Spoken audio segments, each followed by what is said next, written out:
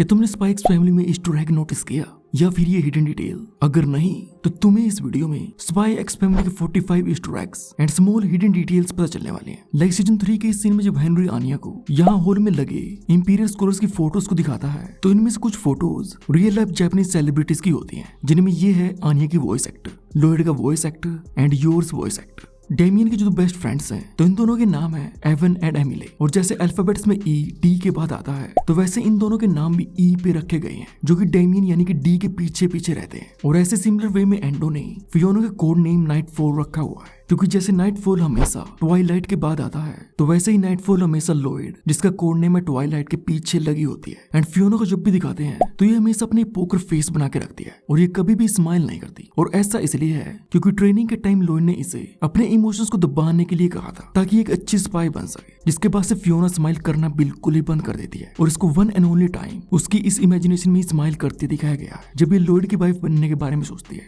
And Fiona की इस imagination में एक बहुत ही कमाल की डिटेल है जो कि तुमने डेफिनेटली मिस की होगी। तो फियोना सोचती है कि कैसे लॉयड योर को छोड़ के उसे चुनता है, जिनके पीछे योर रोते हुए जाती है, जो कि आगे जाके योर की रियलिटी बनती है, जिसमें लॉयड सेम तरीके से योर को अपने साथ रहने के लिए कहता है। एंड फियोना योर से टेनिस में हारने के बाद रोते रोते जाती है। तो फियोना का ये ड्रीम योर की रियलिटी है, जो कि फनी होने के साथ साथ उतना ही सैड भी है। और ऐसे ही एक सैड डिटेल है इस फोटो में। तो एंट्री सेरेमनी में आनिया डेमियन को एक बड़ा जोर का मुक्का मारती है, जिसके बाद इस फोटो में पूरी फॉर्चर फैमिली के चेहरे उतरे होते हैं। बट अगर तुम यहाँ ऊपर कोने में नोटिस करोगे तो डेमियन अकेला खड़ा होता है, जिसके पेरेंट्स एंट्री सेरेमनी में आए नहीं होते। लॉयड अपनी इस फेक फैमिली का जो सरनेम रखता है तो वो होता है फोर्जर, जिसका मीनिंग होता है एक ऐसा इंसान जो कि किसी चीज को झूठे तरीके से या फिर नकल करके बनाता है। और ये सरनेम इस पूरी फेक फैमिली को अच्छे से रिप्रेजेंट करता है, क्योंकि ये सभी एक दूसरे से अपनी ट्रू आइडेंटिटी को छिपाते हुए एक नॉर्मल फैमिली दिखने के लिए अपनी बेस्ट ट्राई करते हैं। इसके साथ साथ ये सरनेम ऑल्सो रेफरेंस है फोर्ज को, जिसका मीनिंग होता है बनाना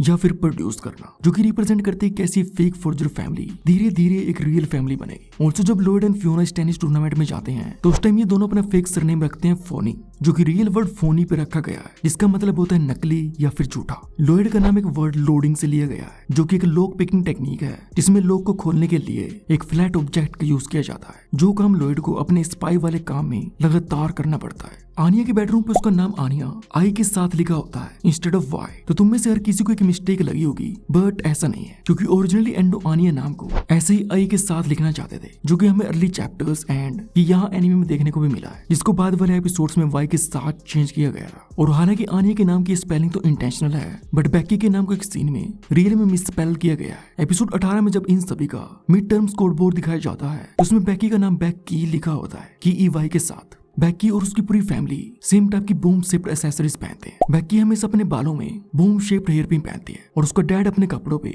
बूम शेप्ड लेवल पिन, और उसकी मोम को भी बूम शेप्ड ईयरिंग के साथ दिखाया गया है। और ऐसे ही लॉयड भी हमेशा अपने कपड़ों पे ये पिन पहन के रखता है, जिसपे एक्चुअली में वाइज लोगो बना होता है। और जब भी लॉयड किसी डिस्गाइज में होता है तो उसके कपड़ों पे हमेशा ये पिन होती है, जो कि ऑथर ने इंटेंशनली किया हुआ है ताकि व्यूअर्स लॉयड को उसकी डिस्गाइज में भी आसानी से पहचान सके। सिमिलर दूसरे वाइज एजेंट्स के साथ भी किया गया है, जिनकी आउटफिट्स, इयरिंग्स, हैट्स या फिर सनग्लासेस पे लोगो बना होता है। और यहाँ तक कि जब लॉयड एंड फियोना इस टेनिस टूर्नामेंट में जाते हैं तो यहाँ उनके रैकेट्स पे W लिखा होता है, मींस वाइस, जिसका पूरा नाम है Westalian intelligence services eastern focus division, जिसका मेन जॉब है ऑस्ट्रेलियन वेस्टलिस के बीच पीस यानी कि शांति को बनाए रखना। तो इसलिए वाइस के लोगों में आई हमेशा ईस्ट की तरफ देखती है, सिंबलाइजिंग कि ये हमेशा ऑस्ट्रेलिया की तरफ अपनी नजर रखते हैं कि वहां पे क्या चल रहा है। सिमिलरली स्टेट सिक्योरिटी सर्विस यानी कि SSS का जो बैच सिंबल है तो उसके बीचों बीच एक आई बॉल होती है, जो कि लोगों को ऐसा सेंस देने के लिए है कि SSS हमेशा तुम्हें देख रहा है। स्पाई वॉर्स जो कि आनिया का सबसे फेवरेट शो है, तो ये एक्चुअल में पैरोडी है जेम्स बॉन्ड फ्रेंचाइज की, और इसके प्रोटैगनिस्ट का नाम है बॉन्डमैन, जो कि ऑल्सो रेफरेंस है जेम्स बॉन्ड का। और यहाँ तक कि आनिया बॉन्ड का नाम भी अपने फेवरेट कार्टून हीरो बॉन्डमैन के नाम पे रखती है। एंड बॉन्ड का जो बो टाई कॉलर है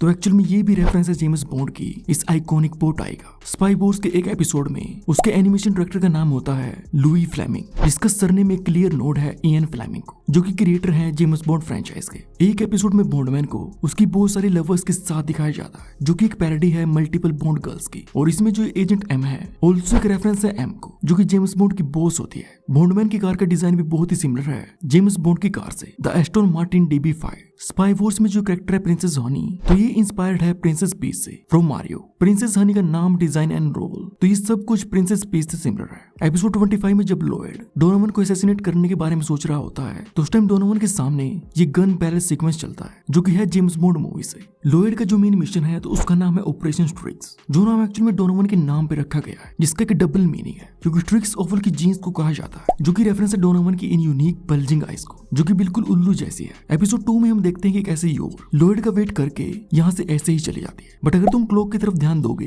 तो तुम्हें पता चलेगा कि योर लॉयड का कितना टाइम तक वेट करती है। जब फर्स्ट टाइम क्लॉक को दिखाते हैं तो उसमें 6:05 हुए होते हैं, और जब इसे फिर से दिखाते हैं तो उस टाइम 7:30 बजे होते हैं, यानी कि योर ऑलमोस्ट 1.5 घंटा लॉयड का वेट करती है। एंड फर्स्ट टाइम योर को देखने के बाद जब लॉयड उसकी पर्सनल फाइल को सर्च करता है तो उसमें हमें ये डेट दिखाई जाती है, और इस डेट को अभी भी रिवील नहीं किया गया कि ये क्या है, उसका डेट ऑफ एम्प्लॉयमेंट या फिर उसका बर्थडे, जो कि हमें आगे स्टोरी में ही पता चलेगा। और ऐसे ही एक वियर्ड इंफॉर्मेशन लॉयड के बारे में भी है। हालांकि हमने लॉयड को उसकी अंडरवेयर में कभी भी नहीं देखा, बट हमें पता है कि उसका कलर क्या है, क्योंकि लॉयड की इस बायो इंफॉर्मेशन में उसकी ऑलमोस्ट हर एक चीज को छिपा के रखा है। बट ये ओपनली रिवील किया गया है कि लॉयड ब्लैक अंडरवेयर पहनता है, एंड आई डोंट नो ये क्यों और कौन से मिशन के लिए इंपॉर्टेंट है। ट्वाइलाइट जब भी अपने स्पाई मिशंस पे होता है तो ये हमेशा उन नेम्स को रखता है जो कि एल या आर से शुरू होते हैं, जैसे कि Loid, Lionel, Lawrence, Ronald, Robert, जो कि एपिसोड 1 में इसने रखा भी होता है। Robert, are you listening? क्योंकि जापानीज में एल एंड आर में कोई भी डिफरेंस नहीं होता और ये सुनने में दोनों एक जैसे लगते हैं। एपिसोड 3 की शुरुआत में जब your first time Forger residence में आती है तो उस टाइम उसकी एक्सप्रेशन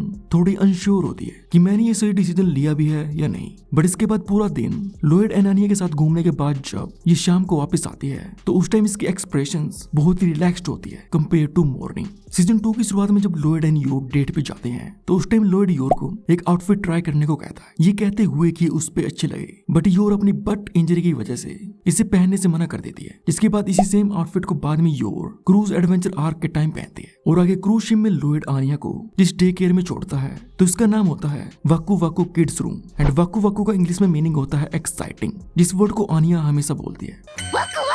इस सीन में जब एमिली अपने फ्रेंड्स को कैलेंडर की तरफ पॉइंट करते हुए डोजबॉल गेम की डेट बताता है तो यहाँ पे जो एक कैरेक्टर छपा होता है तो ये एग्जैक्टली सेम है डेनपे इचिगैकी से, the main character of dodge Danpei, जो एनिमे डोजबॉल गेम के बारे में है। एंड डोजबॉल गेम के टाइम जब डैमियन अपनी ट्रेनिंग को याद करता है तो उस टाइम एक मोन्टाज में वो प्लेनेट नेमिक पे चला जाता है, जो कि ड्रैगन बॉल जी फ्रीजा आर्क की पैरोडी है। सिमिलरली इस सीन में जब आनिया इंपीरियल स्कॉलर बनने के लिए ये स्पेशल स्वीट खाती है तो यहाँ पे ये बिल्कुल सुपर सैयन की तरह ही पावर अप करती है, बिल्कुल सेम चिल्लाते हुए।